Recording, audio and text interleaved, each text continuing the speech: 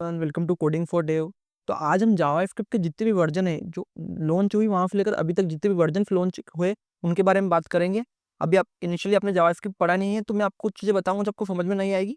आप मतलब अभी उनको समझ लेना, आप उन्हें ज़्यादा ध्यान मत देना कि समझ में नहीं आ रहा, वो मैं आपको आने वाले वीडियो में डिटेल बता दूंगा। अभी हम एक मतलब आपको एक बताने के लिए कि इसमें क्या क्या चेंजेस आए अभी तक वो बता रहा हूँ, तो आप वीडियो को एंड तक जरूर देखें। तो इसमें जावास्क्रिप्ट को हम इनिशियली उसके जितने भी मतलब जावास्क्रिप्ट का एकमा स्क्रिप्ट नाम भी था, तो उसके जितने भी वर्जन है वो EF5 EF6 ऐसे नाम से लॉन्च हुए। तो मतलब एकमा स्क्रिप्ट है क्या, तो एकमा स्क्रिप्ट स्टैंडर्ड स्पेसिफिकेशन है जो जावास्क्रिप्ट में डिफाइन करें। मतलब जावास्क्रिप्ट एक लैंग्वेज वो ओपन सोर्स थी, तो उसमें बहुत सारे सब अपने अपने हिसाब से चेंजेस कर रहे थे। तो एक कमिटी बनाई गई जो कि जावास्क्रिप्ट के कुछ फीचर को स्टैंडर्ड किया गया कि जितने भी अलग अलग ब्राउजर है सब इस स्टैंडर्ड को फॉलो करेंगे, ताकि मतलब अलग अलग या तो फिर अलग सॉफ्टवेयर को अलग अलग सॉफ्टवेयर को अलग अलग ब्राउजर के लिए अलग अलग कोड लिखना पड़ता अगर सब अपने अपने हिसाब से जावास्क्रिप्ट को मॉडिफाई करते। इसलिए एकमा स्क्रिप्ट एक मतलब कमिटी बनाया गया जिसमें उन्होंने जावास्क्रिप्ट के जितने भी फीचर्स को स्टैंडर्ड किया कि ये रहेंगे, आपको इनको फॉलो करना है, सभी ब्राउजर को फॉलो करना है।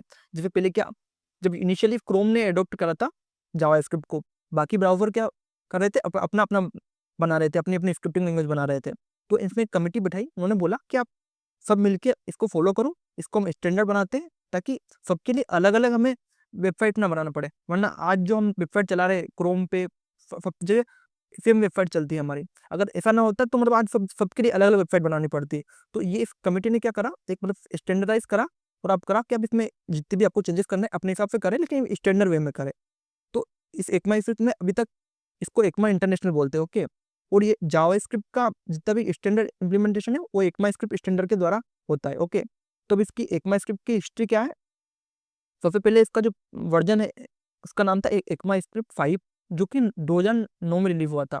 इसमें ये पहला और मेजर अपडेट था जो सभी ब्राउजर को सपोर्ट करता था। इससे पहले जितनी भी जावास्क्रिप्ट थी वो अलग अलग ब्राउजर पर डिपेंड कर रहे थे, ओके।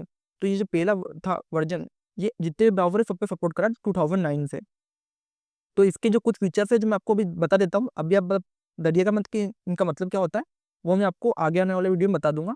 तो इसमें पहले जो फीचर था वो स्टिक मोड था। मतलब अभी अगर आपको पता होगा जावास्क्रिप्ट में, तो स्ट्रिक्टली क्लाइंट साइड के लिए हमने स्टिक मोड का यूज करा था। और इसमें अरे की कुछ नई मेथड लाई थी, जैसे for each, map, filter, reduce, sum, every. इन टॉपिक्स को लाया गया। ये अलग अलग फंक्शन है जो कि यूज होते हैं, जो कि इजीली मतलब जो बार बार यूज होते हैं, तो इनके कुछ फंक्शन बना के जावास्क्रिप्ट के अंदर इनबिल्ट करा उसको। और इसमें एक और फंक्शन है object dot keys, object dot create, Jason data को पार्स करने वाला, जेसन को स्ट्रिंग से कन्वर्ट करने के लिए, अरे को जेसन डाटा को अरे में दिखाने के लिए अरे डॉट इज अरे, और इसकी जितनी भी प्रॉपर्टी को डिफाइन करने के लिए तो object dot define property function. तो ये सारे अलग अलग फंक्शन है, मतलब जो कि लोग उसके लिए पूरा बहुत सारा कोड लिखते थे, उनको एक फंक्शन में बनाया गया और स्टैंडर्ड जावास्क्रिप्ट के अंदर इनबिल्ट करा। तो ये था इसका फर्स्ट वर्जन, ओके। और इसका फिर सेकेंड वर्जन है, उसको बोलते हैं EF6। ये बहुत बड़ा मेजर अपडेट था, ये 2015 में लॉन्च किया। मतलब इसमें जावास्क्रिप्ट पूरी तरह चेंज हो गई, ये टर्निंग पॉइंट था जावास्क्रिप्ट के लिए। इसमें बहुत सारे फीचर्स आए। जैसे इससे पहले जावास्क्रिप्ट में केवल, बाकी लैंग्वेज में क्या होता है बहुत सारे अलग अलग टाइप के वेरिएबल रहते हैं। अगर हमारे को इंटीजर करना है तो हम इंट लिखते हैं, अलग अलग लिखते हैं। लेकिन इसमें क्या हुआ, जावास्क्रिप्ट में कुछ फिक्स नहीं है, आप वेर से कुछ भी डिफाइन कर सकते हो, आप स्ट्रिंग डिफाइन कर सकते हो, कुछ भी डिफाइन कर सकते हो। तो इसमें दो नए और लेके आए, उसका नाम था लेट और कॉन्स्ट।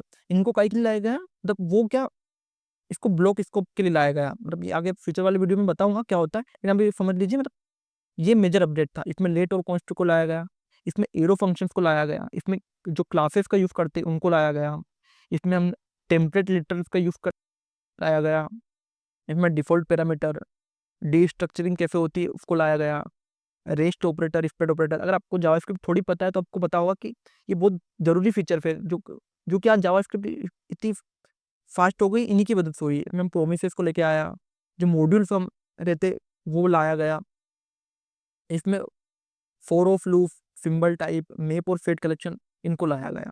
तो ये मेजर अपडेट था जिसमें जावास्क्रिप्ट को मतलब बहुत ज़्यादा एडॉप्शन हो गया था इस लैंग्वेज पे।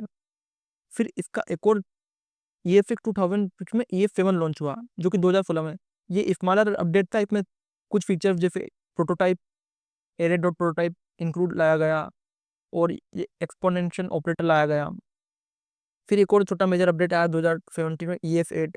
इसमें भी अफिंग अवेट और अलग अलग छोटे छोटे फीचर्स फंक्शंस के फॉर्म में लाए गए। फिर EF9 2018 में रिलीज हुआ। इसमें रेस्ट इंटरप्रेटर को ऑब्जेक्ट्स के अंदर लाया गया। इसमें रेजेक्स का इम्प्रूवमेंट हुआ है। और फिर EF5 2019 EF10 के फॉर्म में लाया गया 2019 में। इसमें भी बहुत सारे अलग अलग छोटे छोटे फंक्शन लाए गए जो कि जावास्क्रिप्ट को मतलब इम्प्रूव करते गए। फिर EF2 2022 जिसको EF11 जानते हैं, उसको 2022 में लाया गया। फिर EF12 को 2021 में लाया गया। इसमें भी बहुत सारे अलग अलग छोटे छोटे लॉजिकल असाइनमेंट ऑपरेटर लेके आए। मतलब फिर डेवलपर्स की कम्युनिटी बढ़ती गई, बहुत ज़्यादा बढ़ती गई। तो उसके बाद नए नए फीचर्स और नए नए कुछ फंक्शन जिनकी जरूरत पड़ रही थी उनको लाया गया। फिर EF13 2022 में लाया गया। फिर EF14 2023 में लाया गया। तो ये सारे मैं आपको जैसे समरी टेबल बता रहा हूँ।